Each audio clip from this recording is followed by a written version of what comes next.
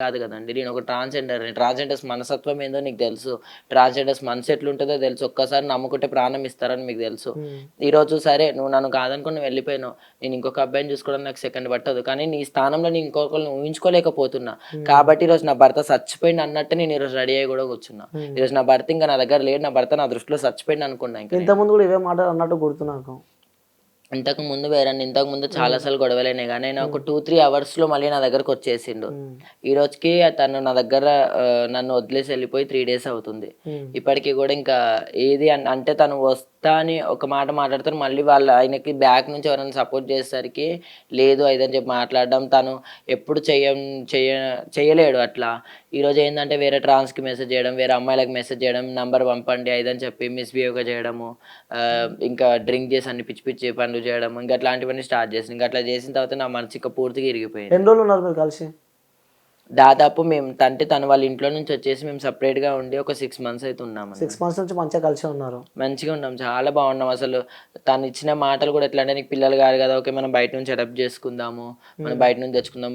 ఇప్పుడు మనం ఇప్పుడు ఎట్లా అయితే ఉన్నామో ఫ్యూచర్‌లో మంచి పేరెంట్స్ అవ్వాలి. పిల్లలకి మంచి భవిష్యత్తు ఇయ్యాలి. హ్మ్. అదని చెప్పి ఎన్ని మాటలు చెప్పిండో అసలు ఆ మాటలన్నీ గుర్తొస్తుంటే ఒక్కొక్కసారి అసలు నిజం హ్మ్. ప్రాణం పోయినట్టు అయితుందన్న. అసలు ఎందుకంటే మా దాంట్లో చాలా మందికి జరిగే సిట్యుయేషన్సే ఇవి. మా హ్మ్. దాంట్లో చాలా మంది సూసైడ్ చేసుకునేది గూడా వీటి అవును. కోసమే. హ్మ్. మేము పైసలేక చచ్చిపోము. అమ్మ నాన్న ప్రేమ దూరమైనా గూడా చచ్చిపోము గానీ నమ్ముకున్నవాడు, ప్రేమించినవాడు మమ్మల్ని వదిలేసిపోతే మాత్రం చాలా వరకైతే మా దాంట్లో సూసైడ్‌లు అవ్వేటివి వీటి కోసం. ఆల్రెడీ మీ గురువులు చెప్తూనే ఉన్నారు. ఇలా గాదు, ఇలా ఎంత హోప్స్ పెట్టుకున్నా వేస్ట్ అవన్నీ చెప్పినంక గూడా మరి అదే బురదలో ఎందుకు పడతారు మీరు మరి? ఎందుకంటే వాళ్ళు చేసే ప్రమాణాలు అట్లుంటాయన్న. ప్రేమ గుడ్డిదన్న. ఆయన అసలు ఒక్క దేవుడు గాదు. అసలు రోడెంబడ దేవుడి ఫోటో కనిపించినా సరే, "నువ్వు నమ్మవు గదా! ఇగో ఈ దేవుడి పైన ఒట్టు. నేను నీతోనే ఉంటా లైఫ్ లాంగ్." హ్మ్. అసలు ఎన్ని అబద్దాలంటే చెట్టు కనిపిస్తే ఆ చెట్టు పైన ఒట్టేయడం. హ్మ్. దేవుడిదే గదా ఇది. హ్మ్. దీనిపైన ఒట్టు. నిన్ను వదలను అని చెప్పి ఎంత సేపటికి అదే మాట మాట్లాడేటోడు. హ్మ్. లాస్ట్‌కి నమ్మిర్రు. మోసం చేసిండు. మోసం చేసిండు. ఎక్కడ లొల్లి స్టార్ట్ అయింది మీ ఇద్దరికి? లొల్లి అన్నది ఏముండదన్న. చిన్న చిన్న వీటికైనా మిస్‌బిహేవ్ అవ్వడం. అంటే మిస్‌అండర్‌స్టాండింగ్ బాగా చేసుకుంటాడాయన. చిన్న చిన్న విషయాలకేందంటే ఎక్కడికో ఎళ్ళిపోతాడు. హ్మ్. మిస్‌అండర్‌స్టాండింగ్స్ ఎక్కువ తనకి. హ్మ్. నేను జాబ్ చేయకపోయినా సరే నేనన్నా, "సరే నీకు జాబ్ చేయడం ఇష్టం లేదు కదా! ఓకే. పర్లేదు. అట్లేం లేదులే. దేవుడిచ్చినట్టు రూపాయి ఇచ్చినా సరే ఎట్లనన్నా బ్రతుకుదాం" అని చెప్పి నేనే ఇంకా ధైర్యం చెప్పేది. నేనే ఇంకా హ్మ్. మూవ్ అయ్యేది. సర్దుకుపోయేది నేను. ఓకే. పర్లేదు పోనీలే ఇంక నా రాత అట్లుంది.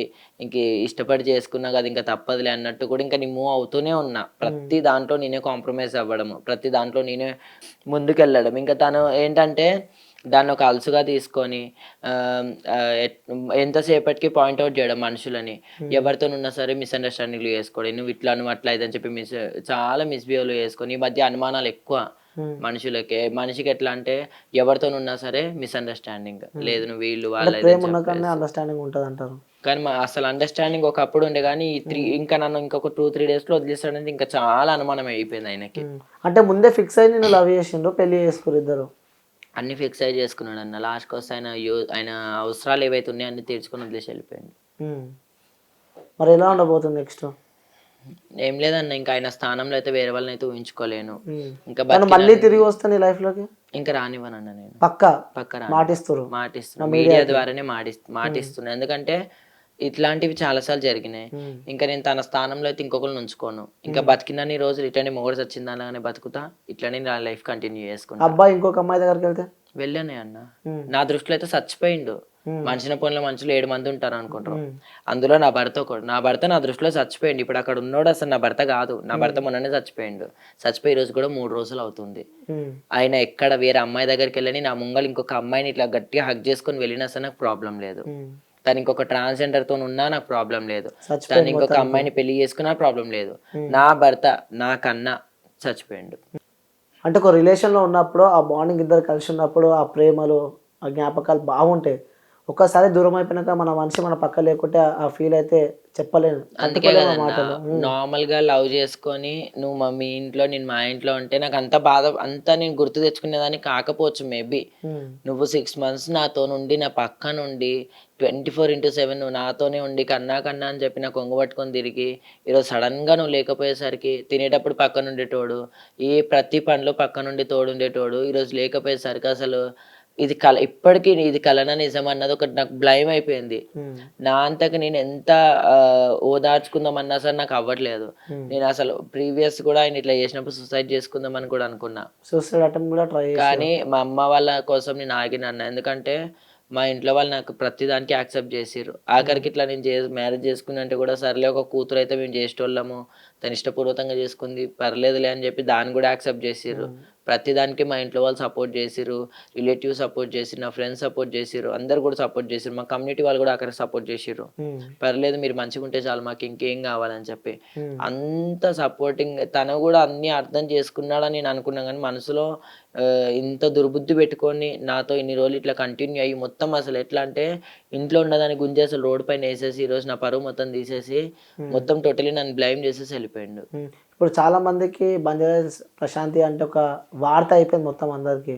అంటే తను పెళ్లి చేసుకున్న ఒక వార్త, తను బ్రేకప్ అయిన ఒక వార్త, తను ఏడ్చిన ఒక వార్త, సో ఏదైనా ఒక వార్త అయిపోయింది అందరికి. ఇప్పుడు రిలేషన్లు ఉన్నారు, కలిసిరు, పెళ్లి చేసుకురు, అంత అయిపోయింది, మళ్ళీ బ్రేకప్ అయిందని చెప్తున్నావు. సో దీన్ని బట్టి మొత్తానికి స్టోరీ నీకు ఏం అర్థమైంది? ఇంకే అబ్బాయిలను నమ్మొద్దన్న. ట్రాన్స్జెండర్స్ అంటే అందరు అబ్బాయిలు ఒకలా ఉండరు కదా. అందరు అబ్బాయిలు ఒకలాగా ఉండారని నేను అననన్నా. ఎందుకంటే మా ట్రాన్స్ లో కూడా చాలా మంది ఇప్పుడు అంకిత రాజ్ అని చెప్పేసి వాళ్ళు ఒక బెస్ట్ కపుల్ గా ఇప్పుడు నిలిచిపోయారు. ఎందుకంటే అక్కడ అబ్బాయి వాళ్ళ ఫ్యామిలీ యాక్సెప్టెడ్, ఇక్కడ అమ్మాయి వాళ్ళ ఫ్యామిలీ యాక్సెప్టెడ్.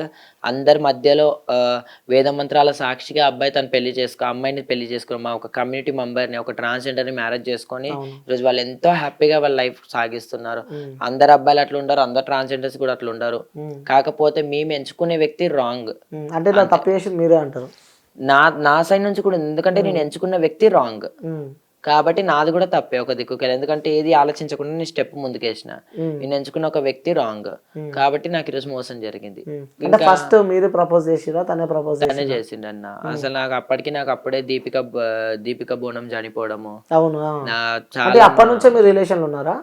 చాలా మంది చనిపోయారు కదా, నాకంటే ఒక భయం ఉండే, ఎందుకు ఈ అబ్బాయిలను నమ్మాలి. ఎందుకంటే మేము ఒక male to female gender change చేసుకోవాలంటే ఎంతో పెద్ద ప్రాసెస్ ఉంటుందంట.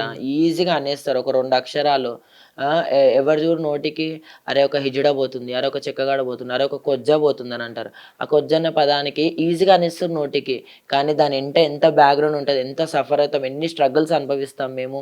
41 days మేము without medicine, without injections, without డాక్టర్ది హెల్ప్ లేకుండా మేము అమ్మవారిని తలుచుకొని 41 days మేము బ్లీడింగ్ అవుతూనే ఉంటుంది. ఒక నరక యాత్రలో ఎట్లా అంటే అసలు గిలగిల కొట్టుకొని ఒక పక్షిలాగా మేము అసలు ఒక డేంజర్ జోన్లో నుంచి మేము బయటపడతాం ఒక మేల్ టు ఫీమేల్గా జెండర్ చేంజ్ చేసుకోవడానికి. మా ఒక లైఫ్ని మేము అంతా చేసుకున్న తర్వాత మేము టోటలీ అమ్మాయిలాగా మారిపోయాక కేవలం మాకు పిల్లలు పుట్టనని ఒక చిన్న రీజన్, పిల్లలు పుట్టడం అంటే అదొక అదృష్టం అన్నది, దైవ నిర్ణయం. ఇప్పుడు మేము ఇలా మారడానికి ఎలా అవుతుంది, ఇప్పుడు చాలా మంది అమ్మాయిలకు కూడా పిల్లలు అవ్వట్లేదు. దాంట్లో ఏమంటారు, ఇప్పుడు ఈక్వల్ టు అమ్మాయిలు అని చెప్పి ట్రాన్స్జెండర్స్ కి కూడా ఒకటైతే నోటీస్ అయితే వచ్చింది, వీళ్ళకి కూడా మ్యారేజెస్ చేసుకోవచ్చు, వీళ్ళు కూడా ఈక్వల్ టు అమ్మాయిలే, వీళ్ళని కూడా అమ్మాయిల లాగానే చూడాలి అని చెప్పి మాకంటూ రిజర్వేషన్స్ వచ్చినాయి. మాకంటూ గవర్నమెంట్ కూడా చాలా వరకు అయితే మాకు కూడా అన్నిట్లో సపోర్ట్ చేస్తుంది.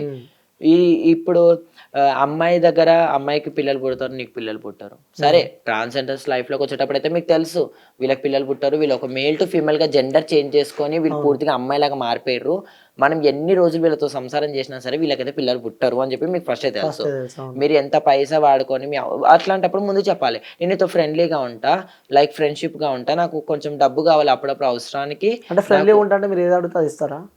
ఇస్తారు కదన్నా, ఇప్పుడు ఎందుకు ఇవ్వరన్న? ఇప్పుడు ఫ్రెండ్ అన్నప్పుడు మనకు కూడా అరే నా ఫ్రెండ్ సాయం అడిగిందని చెప్పి పదం వేరే ఉంటుంది రిలేషన్. అందుకే అంటున్నా, ఆ రిలేషన్ అన్న ఒక పదం చూసుకొని మీరు ఇలా మోసం చేస్తే అవతల మీరు మజాక్ చేస్తారు, టైం పాస్ చేస్తారేమో, కానీ యువతలో ఒక మనిషి లైఫ్.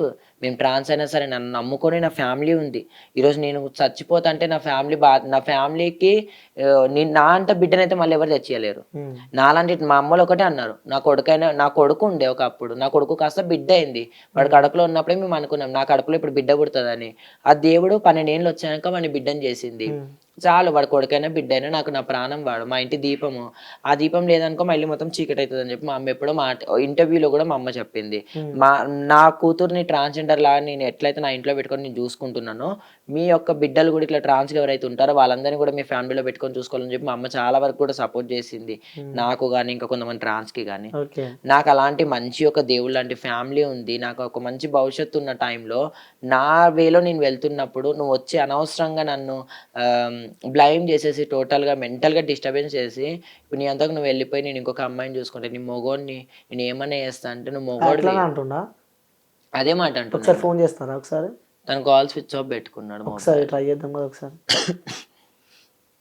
సో నార్మల్‌గా మాట్లాడండి. మీడియా ఇంటర్వ్యూలో ఉందని చెప్పకండి. ఒకసారి మాట్లాడండి ఏమంటారో చూద్దాం. లిఫ్ట్ చేయట్లేడన్న అసలు. ఇందాక హాఫ్ అన్ అవర్ కింద మాట్లాడిండు. దాని తర్వాత హ్మ్. ఇంకసలు లిఫ్ట్ చేయట్లేదు కాల్.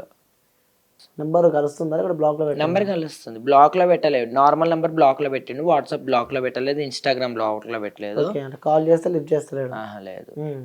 ఇంకా తనకి అవసరానికి ఇంకా డబ్బులు కావాలనుకుంటే మళ్ళీ మెత్తగా మాట్లాడి 200, 300 అసలు ట్రాన్స్‌జెండర్స్‌ని అబ్బాయిలు వాడుకునేదే డబ్బు కోసము. హ్మ్.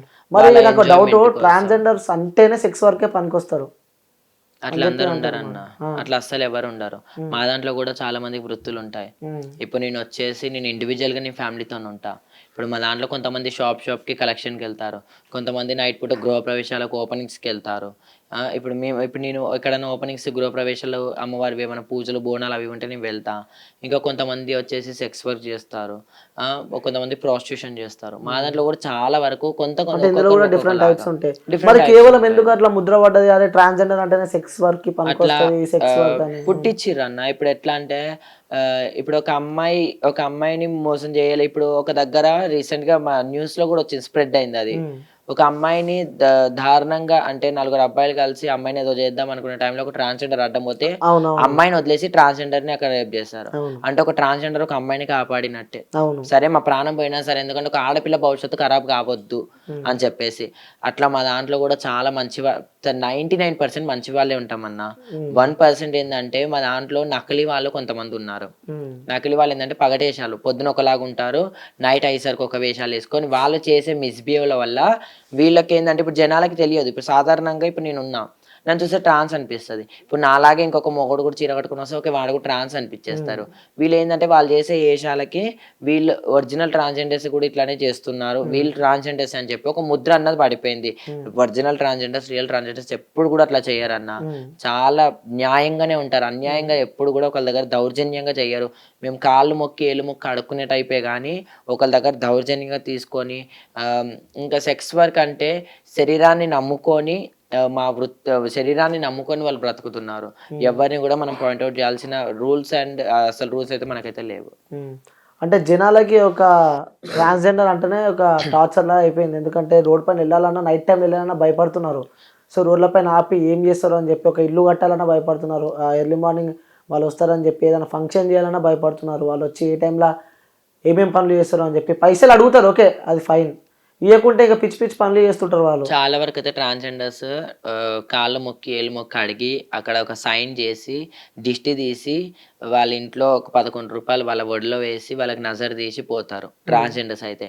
ఈ పగటేషాలోళ్ళేందంటే పొద్దుంతా ఒకలాగుండి, సాయంత్రం అయ్యేసరికి వేషాలేసుకొని, వాళ్ళ దగ్గరొచ్చేసి అవేంటి బ్లేడ్‌లు అట్లాంటివి, ఇట్లాంటివి పెట్టుకొని మేము కొంచెం ఎక్కువ వాయిస్ పెంచినామనుకో